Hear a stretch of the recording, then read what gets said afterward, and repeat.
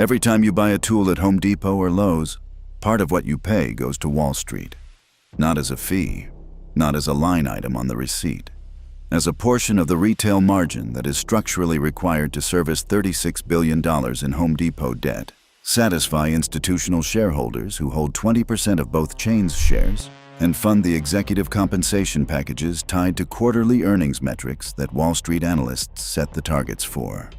The DeWalt 60-volt chainsaw that costs $829 at Home Depot costs $499.99 at Costco. Same tool, same manufacturer, $329 gap. The gap is not DeWalt's margin. It is the cost of buying a tool from a retailer whose pricing is shaped by the quarterly earnings structure of a publicly traded corporation with $36 billion in obligations. This script puts a number on what that structure costs American tool buyers every year.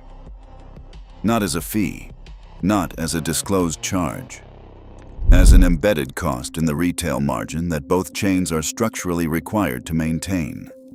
Home Depot and Lowe's are publicly traded companies. Their largest shareholders, BlackRock at approximately 7% of each, Vanguard at approximately 9 to 10% of each, State Street at approximately 4% of each, are passive index fund managers who do not set operational strategy, but they vote on the boards that do. And those boards set the executive compensation tied to same-store sales growth, operating margin, and return on invested capital. The three metrics that Wall Street analysts publish quarterly consensus targets for. Home Depot, CE. Ted Decker earned approximately $14.8 million in fiscal 2024, with a significant portion tied to whether those quarterly numbers meet the targets. That compensation structure is not the cost of bad management. It is the cost of the accountability system that public equity markets create automatically for every company that has ever issued shares. To understand how Wall Street ends up in your tool purchase, you have to understand what $36 billion in long-term debt actually requires from a retailer every quarter. Home Depot's annual interest expense on that debt is approximately $1.8 billion. $1.8 billion per year in interest payments that must be covered before a single dollar flows to shareholders, before a single executive receives their performance bonus, and before any capital is available for the next store opening or acquisition. Every product Home Depot sells carries an allocated share of that interest burden in its retail price. The margin Home Depot applies to a DeWalt drill kit is not simply the cost of running a store plus a profit for the shareholders.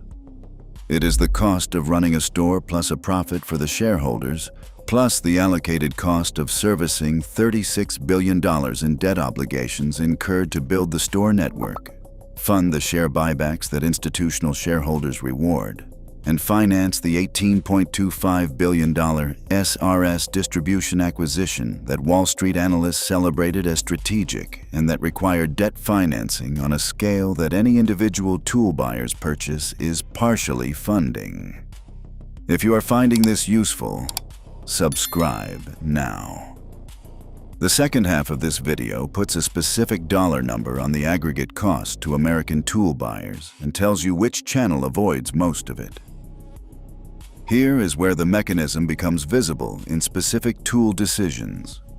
Ego Outdoor Power Equipment, rated the #1 cordless outdoor brand in America, was removed from Home Depot shelves in July of 2020 in what Home Depot called a merchandise reset. The reset happened during a period of category margin management. Ego was performing on customer satisfaction metrics.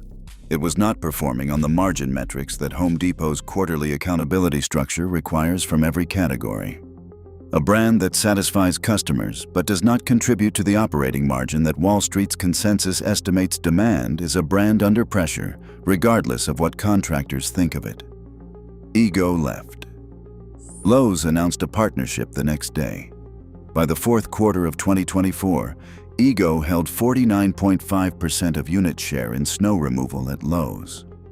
The decision that removed the best-rated outdoor brand from Home Depot's shelves was made inside a quarterly earnings structure, not a customer preference structure. Ridgid Octane, TTY's mid-tier professional cordless platform, was quietly discontinued in 2020. The most commonly documented reason is that it was performing well enough in the market to pull sales from Milwaukee M18, the higher margin platform, at a price point that reduced TTTY's blended margin contribution to Home Depot. TTLY, whose annual reports acknowledge a single major customer comprising approximately 44% of North American tool revenue, identified by analysts as Home Depot, made a platform decision that served the margin profile of that relationship. The contractor, who had invested in Ridgid Octane batteries, paid the price of a quarterly margin calculation. Stanley Black & Decker announced high single-digit price increases on DeWalt tools and batteries in April of 2025, and a second round of increases for the third quarter. The increases were driven by tariff exposure.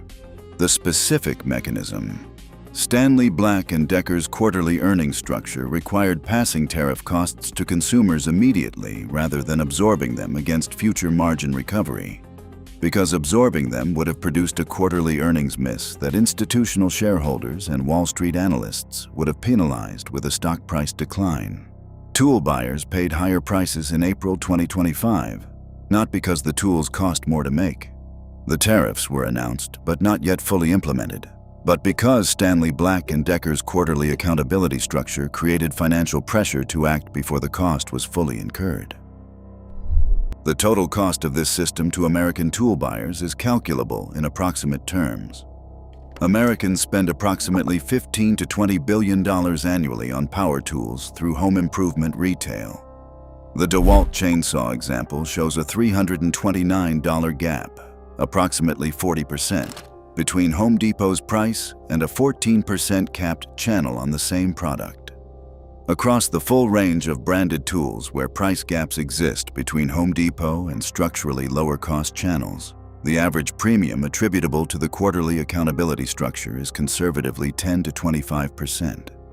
Applied to $15 to $20 billion in annual tool purchases, the aggregate cost of buying tools through publicly traded retailers with debt service obligations and quarterly earnings accountability is approximately $1.5 to $5 billion per year, money that American tool buyers pay above what the same tools would cost through a structurally different channel. The structurally different channel is not a hypothetical.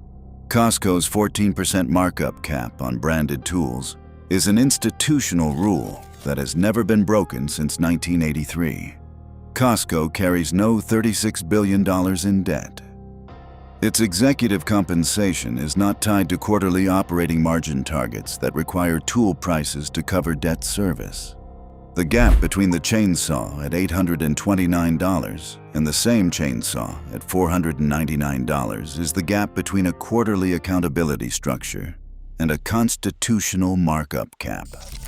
Every tool buyer in the United States who shops exclusively at Home Depot or Lowe's and never checks Costco is paying a premium that exists not because of what the tool costs to make and deliver, but because of who owns the retailer that sells it, and what that ownership requires of the pricing. The final detail that makes this forward-looking rather than historical is what happens to that gap when tariffs compound through the supply chain. Stanley Black & Decker has 15% China exposure. Harbor Freight has 60+%. Both are raising prices in 2025. The retailers whose quarterly earnings structure requires immediate pass-through of cost increases, Home Depot and Lowe's, will pass them through faster and more completely than channels whose pricing is structurally capped or whose ownership does not answer to quarterly consensus estimates. The tool buyer who understands which channel is which and shops accordingly is the one paying for the tool and not the debt. If this changed how you think about the price on the shelf and who it is actually serving, subscribe. The institutional structure behind retail pricing is the most important thing most tool buyers never think about. And the stores that charge less almost always do so because someone made a structural decision decades ago to build the business differently.